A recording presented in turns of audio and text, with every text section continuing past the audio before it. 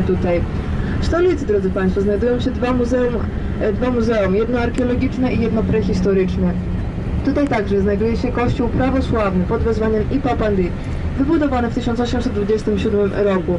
Przez trzęsienie ziemi w 1956 roku był on bardzo zniszczony i kiedy go budowano od nowa, pomógł kościół rosyjski i podarowano w prezencie duży świecznik, który się znajduje na podwórku.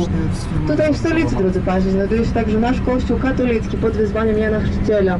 Obok kościoła katolickiego znajduje się zamknięty klasztor dominikański, gdzie dzisiaj przebywa 12 sióstr.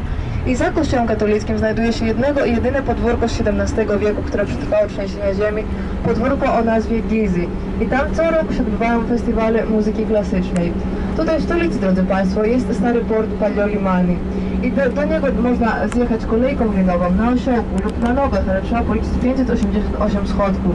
Państwo zauważą tutaj budownictwo w stolicy. Domy są w taki sposób zbudowane, że dach jednego domku to balkon drugiego położonego wyżej.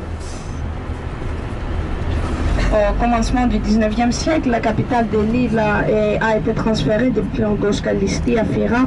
Aujourd'hui, Fira est une bourgade de 4000 habitants environ, en progrès constant. Pendant l'été, il y a toute une foule de personnes bruyant. Il y a à peu près 10 à 1000 touristes chaque jour dans l'île. Il y a un grand nombre de magasins d'une énorme variation de marchandises abordables aux visiteurs. En plus, les marchandises en vendent en temps particulier. Et il y a beaucoup de musiciens aux rues de Fira.